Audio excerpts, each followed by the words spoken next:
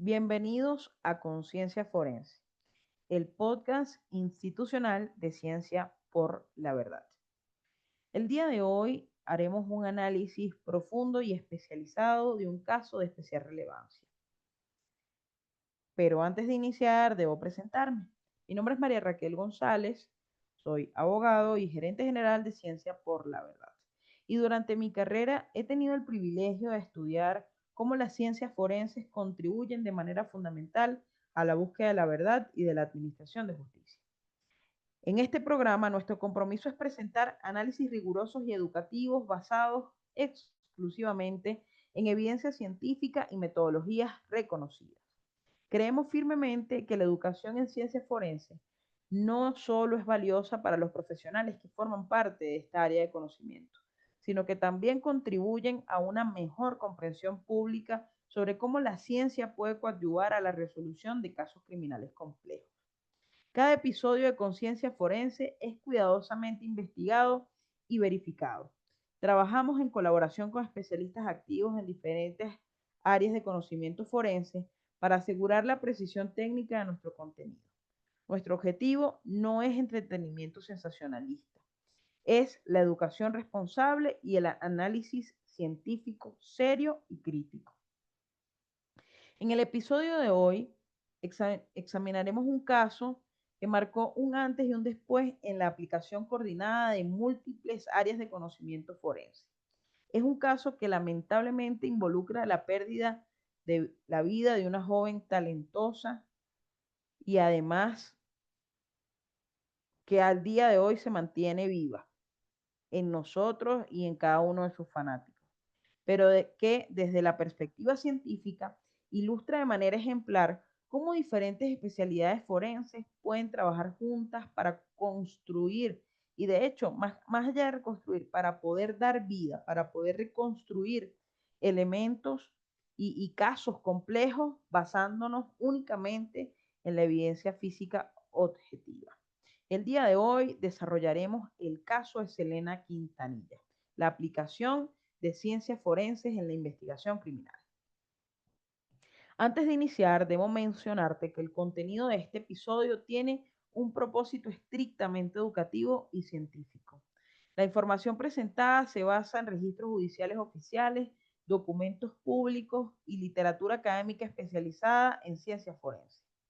Este programa no pretende sensacionalizar los eventos ocurridos ni causar daño adicional a las personas afectadas por esta tragedia. Respetamos profundamente la memoria de Selena Quintanilla Pérez y reconocemos el dolor que su pérdida causó a su familia, amigos y millones de admiradores y fanáticos. Nuestro enfoque es exclusivamente académico, dirigido a estudiantes, profesionales y personas interesadas en comprender la aplicación de metodología científica en la investigación criminal. Todos los nombres, fechas y procedimientos mencionados corresponden a información de dominio público, disponible en registros oficiales. Las interpretaciones y análisis presentados reflejan el estado del conocimiento científico al momento de los hechos y en la actualidad. Los oyentes deben considerar que este contenido puede incluir descripciones técnicas detalladas de procedimientos forenses que algunas personas podrían encontrar perturbadoras. La discreción del oyente es recomendada. Bien, bueno, iniciemos entonces con este episodio donde, como ya lo mencionamos, examinaremos el caso del homicidio de Selena Quintanilla Pérez, ocurrido el 31 de marzo de 1995 en Corpus Christi, Texas. Este caso representa un elemento y además un ejemplo significativo de cómo las diferentes disciplinas y áreas de conocimiento forense trabajaron de manera coordinada para proporcionar evidencia física objetiva que coadyuvó en el proceso de investigación criminal y posterior procedimiento judicial. El homicidio de Selena Quintanilla no solo conmocionó a toda la comunidad artística y a miles de millones de seguidores y fanáticos, sino que también presentó a los investigadores forenses un complejo desafío que requería la aplicación rigurosa de múltiples metodologías especializadas. La relevancia académica de este caso radica en cómo ilustra la importancia de la aplicación sistemática del método científico en la investigación criminal, demostrando que cuando la evidencia física es recolectada, preservada y analizada, siguiendo protocolos establecidos, puede proporcionar información crucial y objetiva para la administración de justicia. Durante los próximos segmentos analizaremos cómo cada disciplina forense contribuyó con evidencia y con elementos, indicios específicos, desde la medicina forense hasta el análisis balístico, pasando por el estudio de patrones hemáticos y la química forense. Nuestro enfoque será estrictamente educativo, basado en hechos documentados y metodologías científicas reconocidas, evitando así especulaciones y manteniendo el respeto debido tanto a la víctima como a los involucrados en este caso. Iniciemos. Para comprender la importancia de este caso desde una perspectiva forense, es necesario establecer el contexto factual que rodeaba los eventos del 31 de marzo de 1995. Selena Quintanilla Pérez era una cantante de música tejana. Su, su carrera artística y su desarrollo profesional había alcanzado reconocimiento significativo en el género de la música tejana y su carrera, de hecho, había experimentado un crecimiento considerable durante los primeros años de la década de 1990 y había establecido diversas empresas comerciales, incluyendo boutiques de ropa y el Club Oficial de Admiradores, o también denominado Club de Fanáticos. Yolanda Saldívar, enfermera registrada de 34 años, había sido designada por la familia Quintanilla para administrar tanto el Club de Admiradores como las operaciones comerciales de las boutiques. Esta relación profesional había comenzado en 1991, cuando Saldívar contactó a la familia Quintanilla expresando su interés en establecer un club oficial de seguidores del artista. Durante las semanas previas al incidente que nos ocupa, los registros documentales indican que la familia Quintanilla había identificado irregularidades en la administración financiera de estas empresas. Abraham Quintanilla, padre de Selena y representante comercial, había solicitado una revisión completa de las cuentas y había programado reuniones con Saldívar para aclarar estas discrepancias. Los documentos disponibles muestran que existían preocupaciones específicas sobre el manejo de fondos del Club de Admiradores y sobre discrepancias en los inventarios de las boutiques.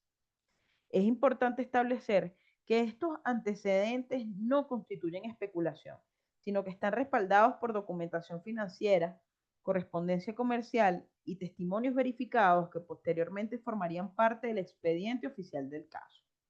La relevancia de estos antecedentes para nuestro análisis forense radica en que proporcionan el contexto necesario para comprender los eventos que llevaron al encuentro del C31 de marzo del año 95. La mañana de ese 31 de marzo, los registros telefónicos documentan comunicaciones entre Selena Quintanilla y Yolanda Saldívar.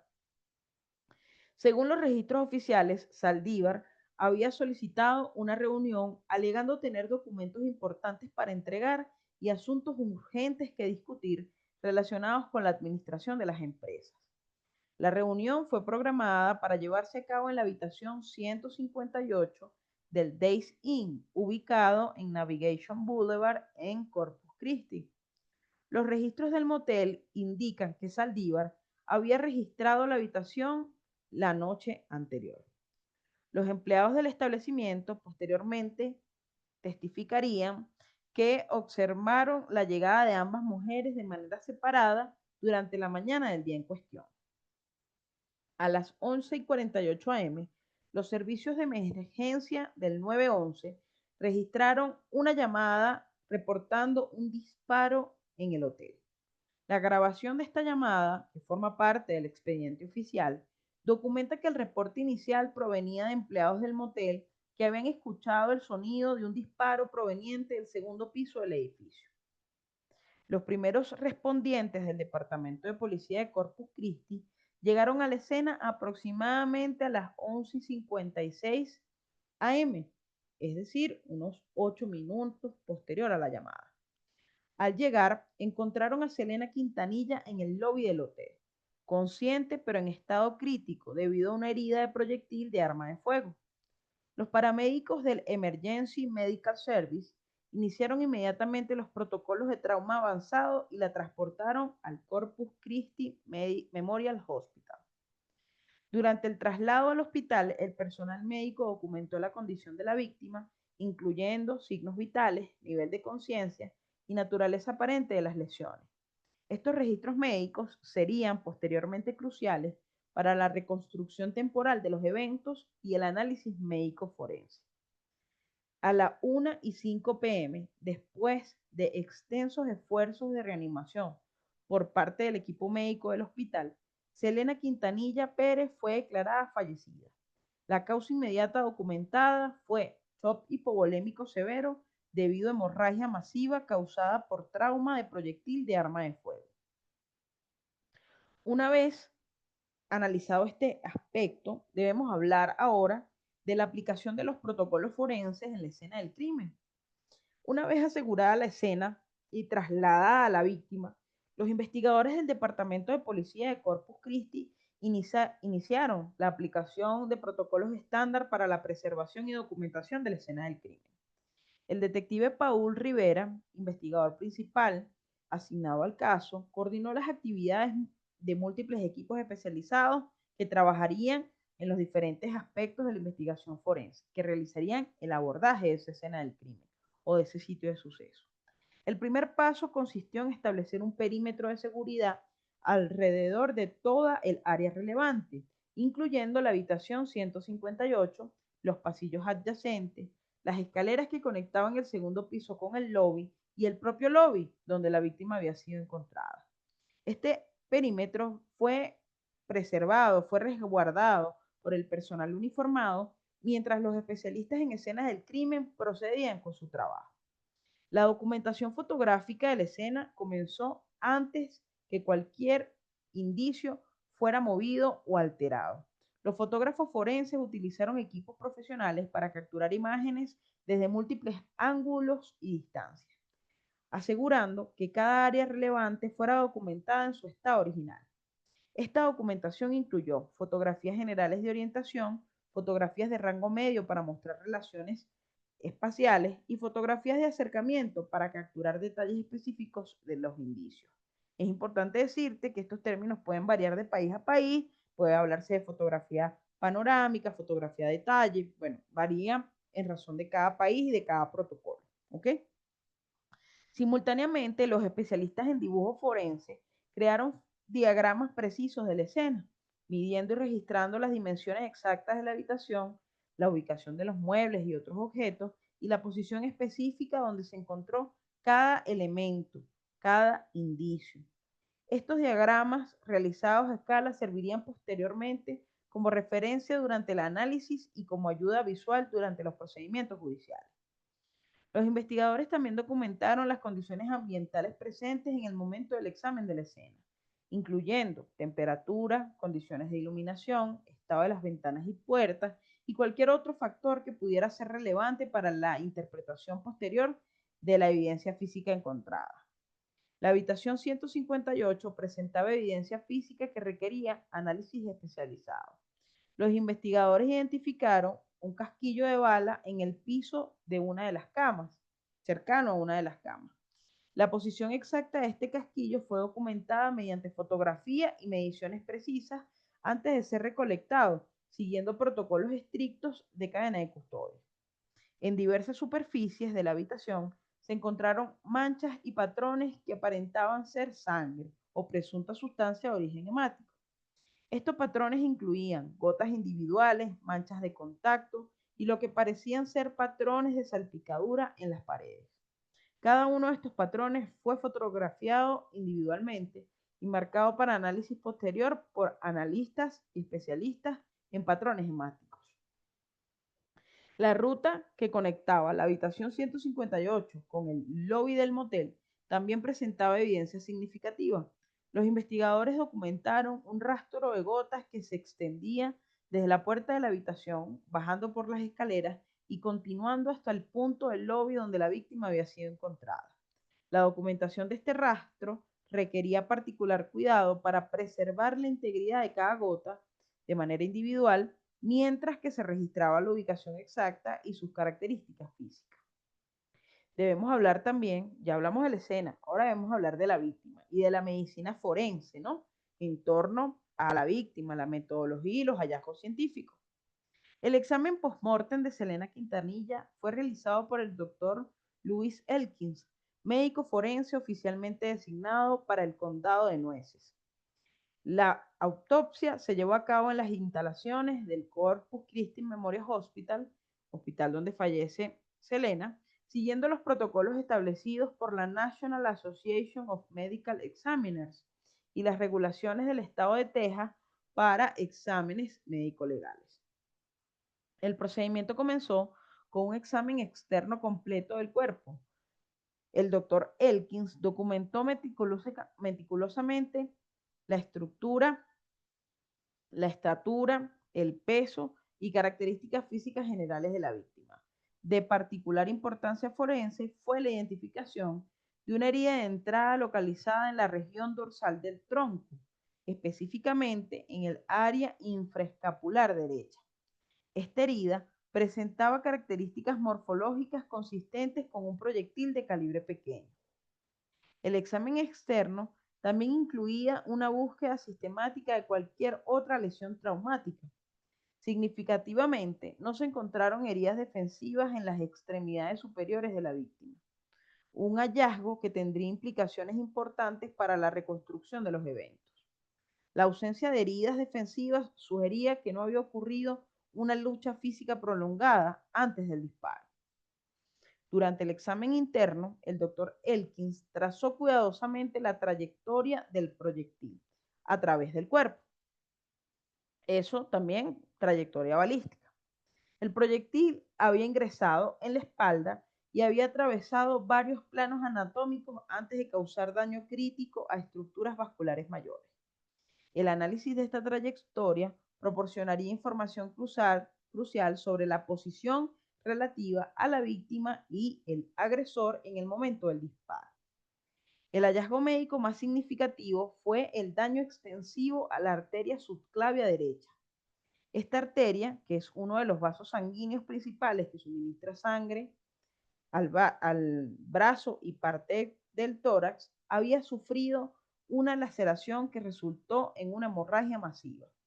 El doctor Elkins determinó que esta lesión vascular era la causa directa de la muerte, ya que había provocado una pérdida de sangre incompatible con la vida. El proyectil fue recuperado intacto del lado izquierdo del tórax, donde se había alojado después de atravesar el mediastino. La preservación relativamente buena del proyectil permitiría posteriormente un análisis balístico detallado para determinar el arma específica desde la cual había sido disparado.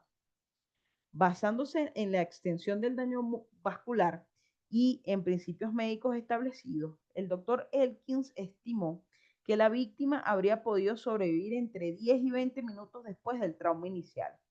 Esta estimación temporal era consistente con los testimonios de testigos que habían observado a la víctima moviéndose desde la habitación hasta el lobby del hotel después del disparo. La determinación oficial de la causa de muerte fue shock hipovolémico debido a hemorragia exsanguinante secundaria a herida de proyectil de arma de fuego con laceración de arteria subclavia. El mecanismo de muerte fue clasificado como herida de proyectil por arma de fuego y la manera de muerte, vean que se establece causa, mecanismo, ¿sí? Y manera. La manera de muerte fue determinada como homicidio, basándose en las circunstancias documentadas del caso. Antes de continuar con nuestro análisis del trabajo balístico en el caso de Selena Quintanilla, queremos presentarle formalmente, nuevamente a todos nuestros escuchas, Ciencia por la Verdad, una organización que ha creado este podcast llamado por la pasión de la aplicación rigurosa al, del método científico en la búsqueda de la justicia.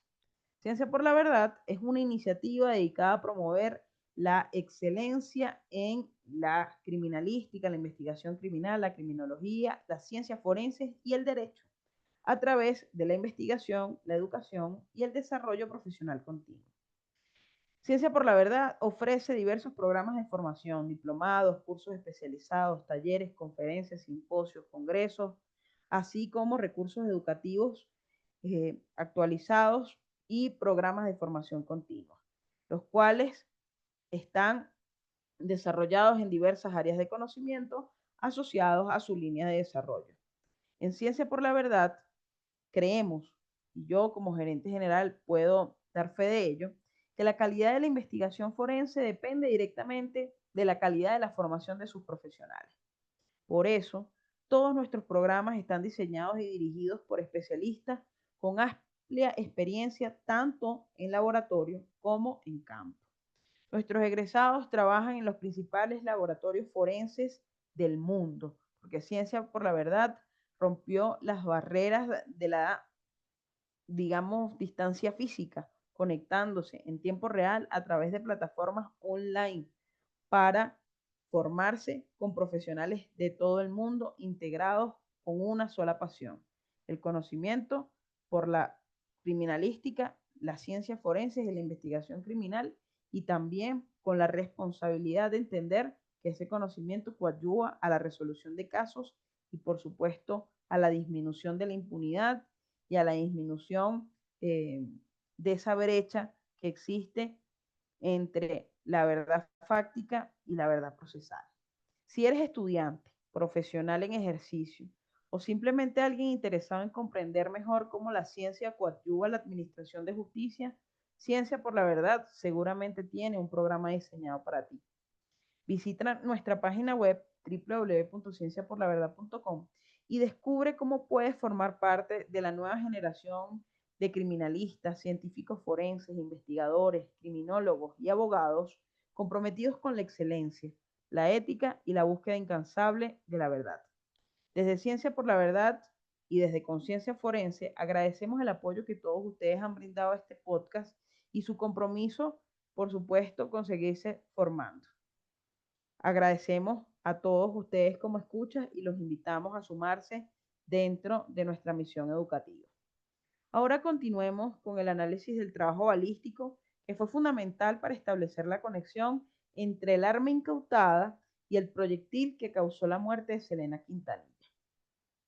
El análisis balístico, conducido por el Laboratorio de Ciencias Forenses del Departamento de Seguridad Pública de Texas, bajo la supervisión de especialistas certificados por la Association of Firearm and Toolmark Examiners, este análisis tenía como objetivo principal determinar si el proyectil recuperado durante la autopsia había sido disparado desde el arma incautada durante la investigación. El arma en cuestión era una pistola semiautomática Taurus PT-25 de calibre .25 ACP. Esta arma habría sido incautada a Yolanda Saldívar durante su detención, aproximadamente 9 horas después del incidente. Los registros de compra del arma, obtenidos a través del Sistema Federal de Verificación de Antecedentes, confirmaron que había sido adquirida legalmente por Saldívar en una tienda de armas de San Antonio aproximadamente 3 semanas antes del homicidio. El análisis comenzó con un análisis macroscópico o examen macroscópico del proyectil recuperado. Los especialistas determinaron que era consistente con munición calibre .25 ACP y que, a pesar de haber impactado estructuras óseas durante el trayecto a través del cuerpo, había mantenido suficientes características para permitir realizar un análisis comparativo detallado. Utilizando microscopía de comparación, técnica estándar en examinación de evidencia balística, los especialistas compararon las marcas presentes en el proyectil evidencia con proyectil de prueba disparado desde la pistola Taurus bajo condiciones controladas. Ese proceso requería la identificación de características individuales únicas que son impartidas a los proyectiles por las imperfecciones microscópicas específicas del interior del cañón del arma. Cada arma de fuego deja marcas características únicas en los proyectiles que dispara, similar a cómo las huellas dactilares son únicas para cada individuo.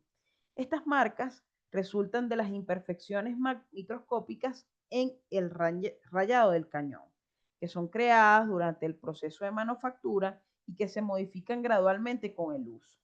La comparación de estas marcas permite a los examinadores determinar con certeza científica si un proyectil específico fue disparado desde un arma en particular. Los resultados del análisis microscópico fueron concluyentes. Las marcas presentes en el proyectil recuperado del cuerpo de la víctima coincidían en múltiples puntos de comparación con las marcas en los proyectiles de prueba disparados desde la pistola Taurus PT-25. Esta coincidencia se extendía a características tanto de clase como individuales, proporcionando una identificación positiva que cumplía con los estándares científicos establecidos para evidencia balística. Adicionalmente, el casquillo encontrado en la habitación del motel fue sometido a análisis comparativo. Los casquillos también reciben marcas características del arma que los dispara, específicamente del percutor, del extractor y del eyector.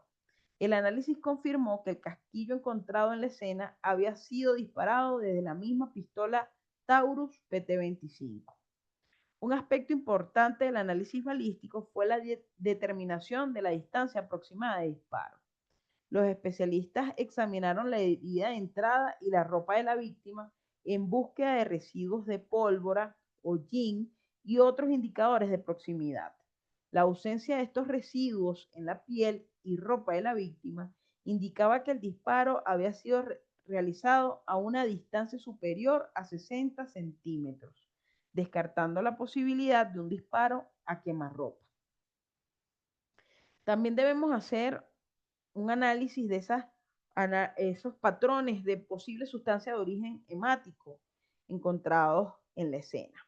Recordando que ese análisis fue realizado por especialistas certificados en esta área de conocimiento forense. Este análisis se basa en principios científicos bien establecidos de física, incluyendo la dinámica de fluidos, los efectos de la gravedad sobre líquidos en movimiento y las fuerzas que afectan la formación y distribución de gotas de sangre. Los patrones hemáticos documentados en este caso se extendían desde la habitación 158, y de hecho mencionamos un poco cómo había sido encontrado toda esta evidencia en la habitación, hasta el lobby del motel, creando efectivamente un mapa físico de movimiento de la víctima después del trauma inicial. Cada patrón individual fue fotografiado, medido y analizado según su morfología, distribución y características físicas específicas. En la habitación 158, los especialistas identificaron varios tipos de patrones sanguíneos.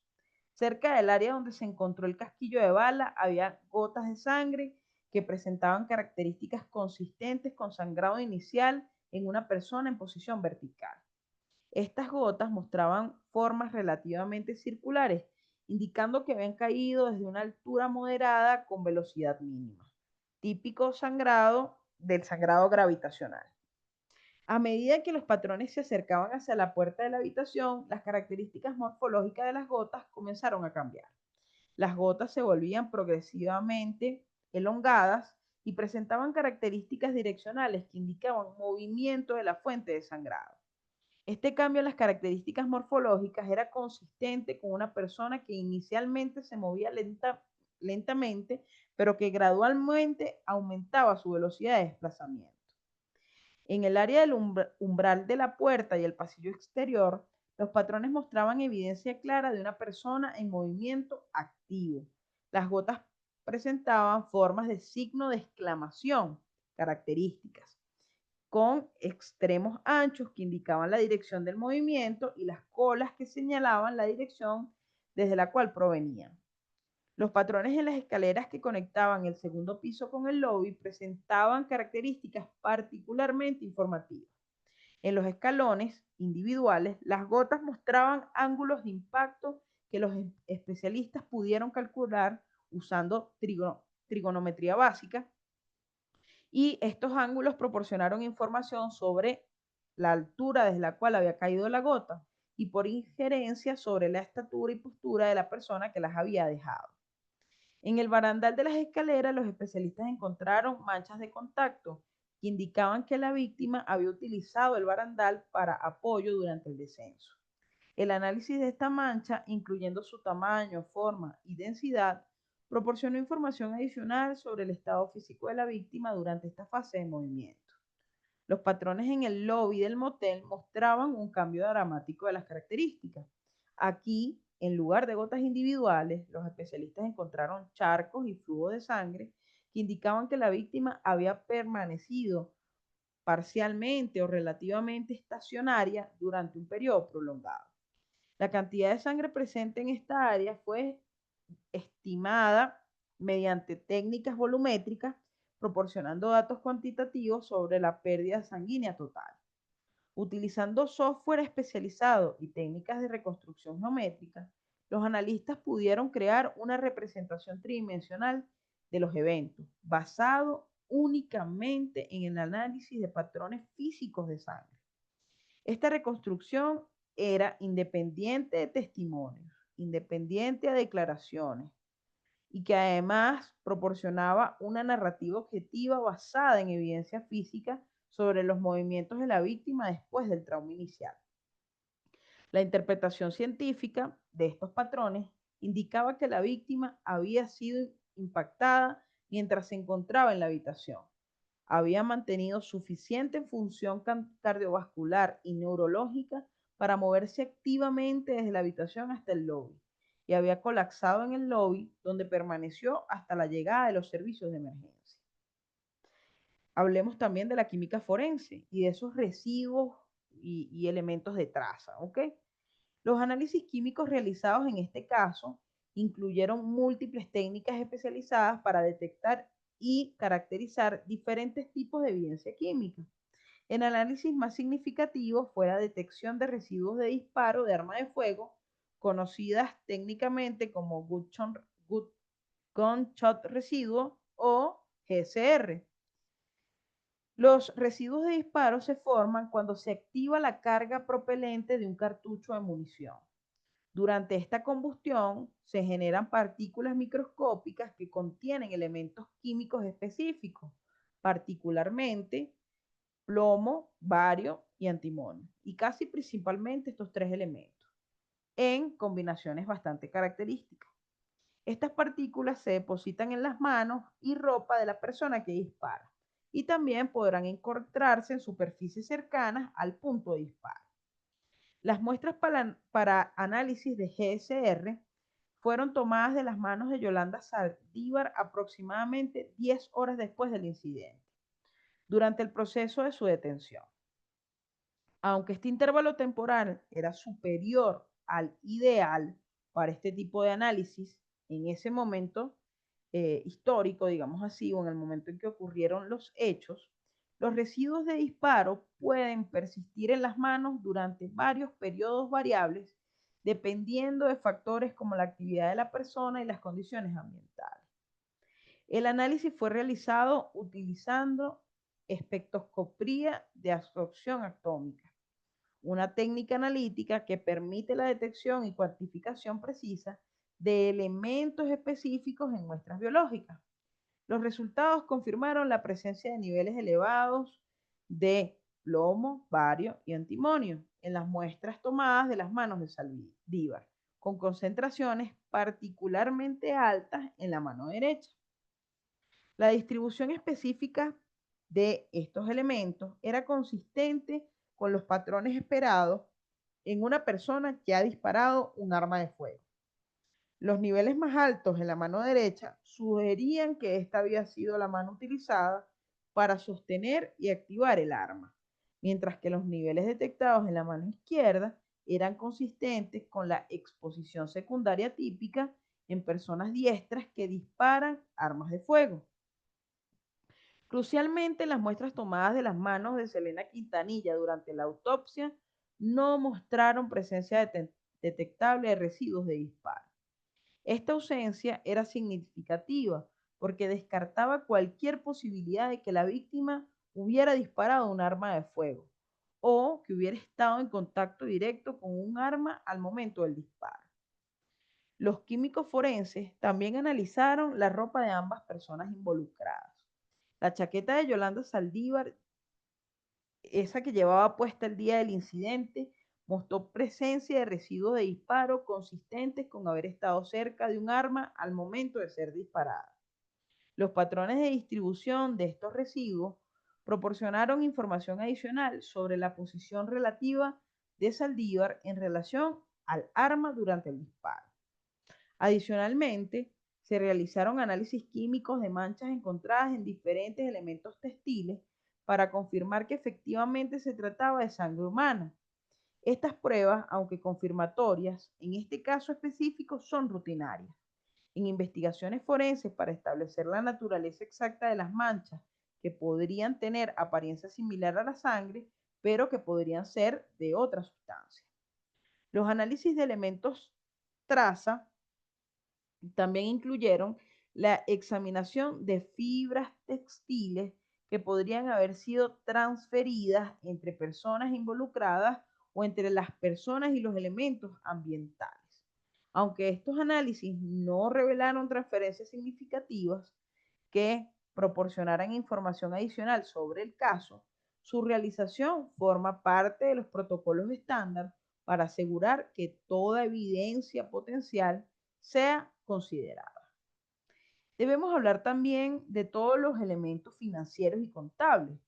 Recordemos que parte de eso fue eh, la motivación inicial para el encuentro de Selena con Yolanda.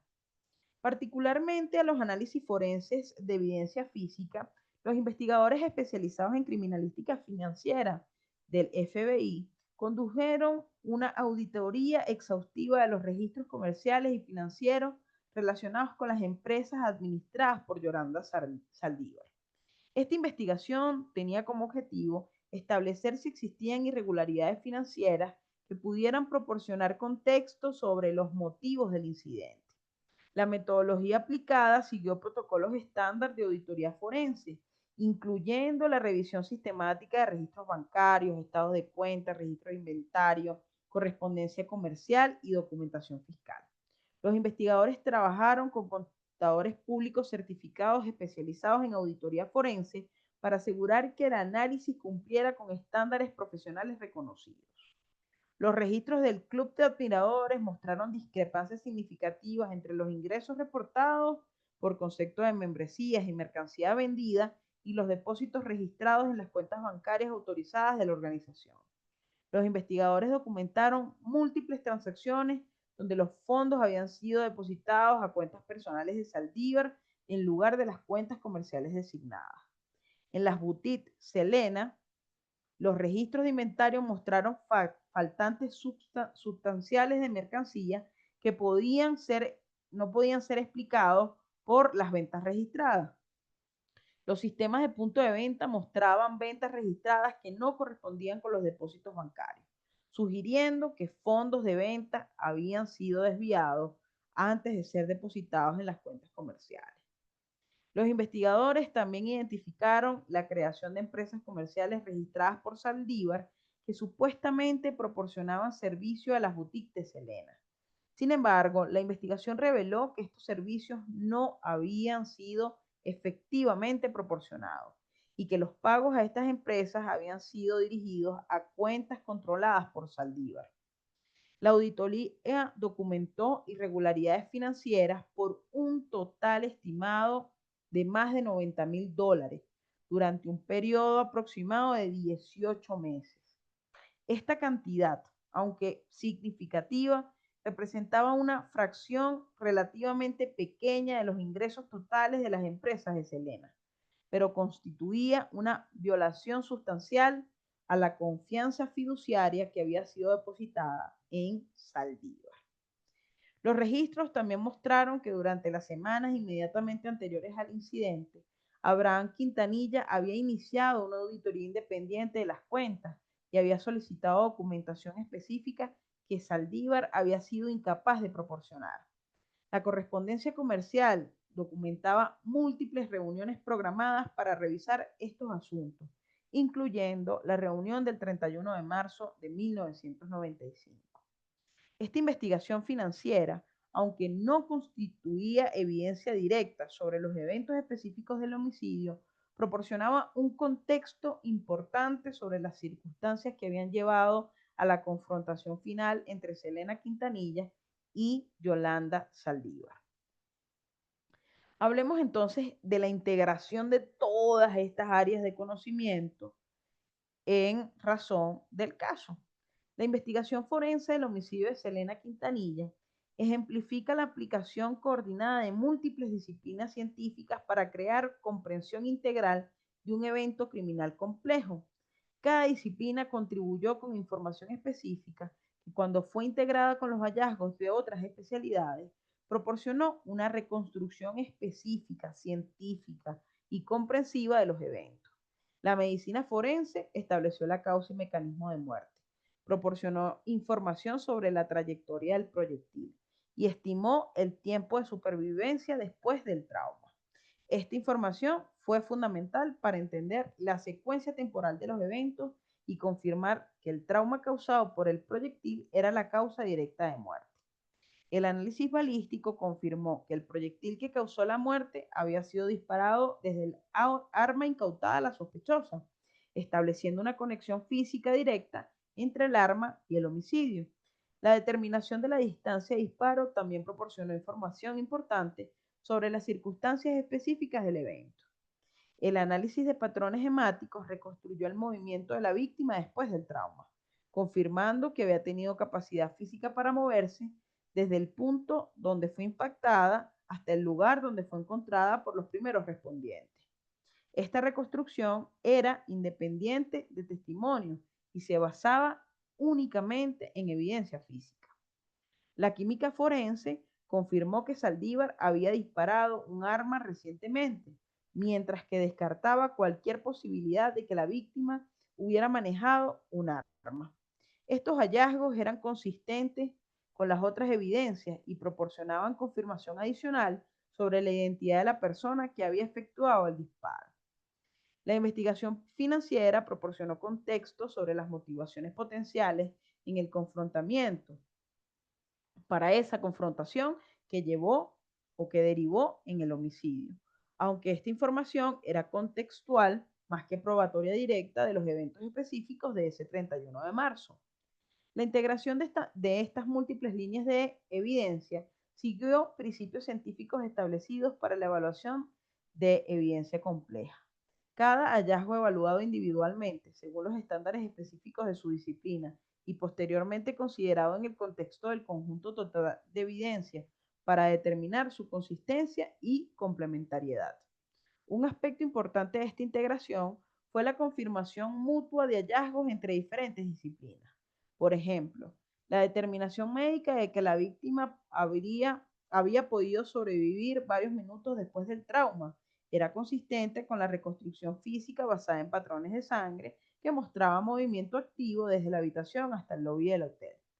Similarmente, la determinación balística de que el disparo había sido realizado desde distancia intermedia era consistente con la ausencia de heridas defensivas documentadas durante la autopsia, sugiriendo que no había ocurrido lucha física prolongada antes del disparo. Esta metodología de integración multidisciplinaria representa uno de los aspectos más importantes de la investigación forense moderna. Ninguna disciplina individual habría podido proporcionar una comprensión completa del caso, pero la aplicación coordinada, múltiple y de hecho eso, eh, multisectorial o multidisciplinaria, permitió una reconstrucción científica comprensiva que resistió al escrutinio durante los procedimientos judiciales posteriores. Hablemos ahora, y ya casi cerrando, respecto de los aspectos legales y procedimentales de este caso. La evidencia forense recolectada y analizada en el caso de Selena Quintanilla fue presentada durante el proceso judicial que se llevó a cabo en Houston, Texas, Estados Unidos, comenzando en octubre de 1995. La presentación de evidencia científica en procedimientos judiciales requiere que los hallazgos forenses cumplan con estándares legales específicos relacionados a admisibilidad, confiabilidad y relevancia. Los especialistas forenses habían realizado los diferentes análisis durante el caso. Estos especialistas testificaron como peritos expertos, explicando sus metodologías, hallazgos y conclusiones al jurado. Este proceso requirió la traducción de información técnica compleja a términos comprensibles para personas sin formación científica especializada, mientras se mantenía la precisión y el rigor de los hallazgos científicos. La defensa legal de Yolanda Saldívar incluyó intentos de cuestionar diversos aspectos de la evidencia forense. Sus abogados contrataron peritos expertos independientes para revisar los análisis realizados por los laboratorios oficiales, una práctica estándar en casos criminales complejos. Sin embargo, estos expertos independientes llegaron a conclusiones consistentes con los hallazgos originales, confirmando la solidez de la evidencia científica. Un aspecto importante del proceso legal fue la presentación de la cadena de custodia de evidencia física. Los investigadores debieron documentar meticulosamente cada paso en el manejo de la evidencia, desde su recolección inicial en ese motel, en esa escena del crimen, hasta su análisis final en los laboratorios especializados. Esta documentación incluyó fecha, horario, nombre de las personas que manejaron la evidencia, descripción de las condiciones de almacenamiento, entre otros. Es importante indicar que la integridad de la cadena de custodia es fundamental para la admisibilidad legal de la evidencia científica. Los procedimientos de aseguramiento de calidad aplicados en los laboratorios forenses también fueron objeto de escrutinio durante el proceso judicial. Los laboratorios que realizaron los análisis debieron demostrar que habían seguido protocolos establecidos, que habían utilizado equipos calibrados apropiadamente y que habían incluido controles apropiados en su análisis. Esta documentación de procedimientos es esencial para establecer la confiabilidad científica de los resultados. La presentación de la evidencia forense también incluyó el uso de ayuda visual para explicar conceptos científicos complejos al jurado. Esto incluyó diagramas anatómicos para explicar la trayectoria del proyectil, fotografías microscópicas para mostrar las marcas balísticas comparativas y reconstrucciones gráficas de los patrones de sangre. Estas ayudas visuales fueron preparadas por especialistas en comunicación científica para asegurar que fueran precisas y que fueran comprensibles. El 23 de octubre de 1995, después de deliberar aproximadamente 2 horas, el jurado emitió un veredicto de culpabilidad por asesinato en primer grado. La rapidez de la deliberación reflejó la solidez de la evidencia científica presentada y la ausencia de contradicciones significativas entre las diferentes líneas de evidencia forense. El caso del homicidio de Selena Quintanilla tuvo varios impactos significativos en el desarrollo y aplicación de las ciencias forenses durante la década de 1990 y posteriores. ¿Ok? Y es importante esto resaltarlo, porque estas implicaciones y este impacto, de hecho, se debió, bueno, a la alta visibilidad del caso y al escrutinio público intenso que recibió y que además sirvieron como una demostración pública de la efectividad de las metodologías forenses cuando son aplicadas rigurosamente. Una de las contribuciones más importantes del caso fue la demostración de cómo múltiples disciplinas forenses pueden trabajar de manera integrada para proporcionar una comprensión de eventos criminales complejos. Esta aproximación multidisciplinaria se convirtió en un modelo para posteriores casos de alta complejidad. El análisis de patrones hemáticos realizados en este caso además contribuyó a la generación de estándares más rigurosos para esta disciplina forense. Los métodos utilizados para documentar, analizar e interpretar patrones de sangre fueron incorporados en protocolos de entrenamiento para investigadores forenses. El caso también destacó la importancia de la preservación temprana y meticulosa de la escena del crimen y protocolos aplicados por investigadores del Corpus Christi para documentar y preservar la evidencia física fueron posteriormente adoptados como ejemplo de mejores prácticas por departamentos de policía en otras jurisdicciones. Desde una perspectiva educativa, el caso se convirtió en un caso de estudio, en un caso estándar en programas de entrenamiento forense. Academias de policías, programas universitarios de ciencias forenses y cursos de educación continua para profesionales forenses utilizan de manera regular este caso para ilustrar la aplicación práctica de principios científicos en investigaciones criminales. Ahora, es importante decirte que este caso aún está dando de qué hablar en razón del cumplimiento de condena de Yolanda Saldívar, pero eso lo vamos a desarrollar en un próximo episodio. Si te interesa que conversemos más de este caso, déjanos saber a través de los comentarios. El análisis del caso de Selena Quintanilla desde una perspectiva de la ciencia forense y de la educación continúa siendo relevante para múltiples aspectos de formación en estas áreas en la actualidad. El caso también, además de ser relevante a nivel académico, sigue siendo relevante para discusiones sobre la comunicación de ciencias forenses al público en general, dada la alta visibilidad del caso y la cobertura mediática extensa que se proporcionó en su momento y que de hecho nos permite o nos proporcionan oportunidades para examinar cómo la información científica compleja puede ser comunicada efectivamente a audiencias no técnicas sin comprometer la investigación científica.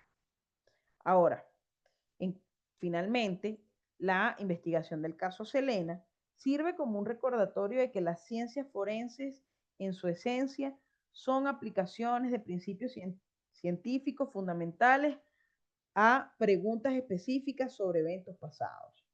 La efectividad de estas aplicaciones depende de la competencia técnica, la integridad profesional y la adherencia rigurosa a metodología científica establecida. En conclusión, este caso continúa proporcionando valor educativo significativo para el campo de las ciencias forenses, de la criminalística, de la criminología, incluso del derecho, ilustrando tanto los principios técnicos específicos como las consideraciones profesionales más amplias que caracterizan la práctica competente de la investigación criminal científica. Para ustedes, estudiantes y profesionales de las ciencias forenses, este caso debe ser un caso de análisis y de consulta. Las lecciones que nos transmite trascienden a tecnologías específicas y continúa además siendo de vital importancia para la práctica forense contemporánea. Si te gustó este caso, te invitamos a que lo compartas con más colegas. Podemos seguir brindando detalles como el impacto y la relevancia que ha tenido el caso y cómo se han creado estándares a partir de ellos. E incluso hablar del tema jurídico asociado a Yolanda Saldívar y el cumplimiento de pena, además de la edad y bemoles importantes en el ámbito jurídico. Si te interesa conocer más, te invito a que nos comentes si quieres seguir escuchando este desarrollo o si deseas que analicemos otro caso en este tu espacio de formación, en este tu podcast Conciencia Forense. Te agradezco la atención y el tiempo y recuerda que Ciencia por la Verdad es una institución comprometida con la excelencia académica y la capacitación con rigor ético, científico y crítico. Nos vemos en un próximo análisis de caso en este su podcast Conciencia Forense.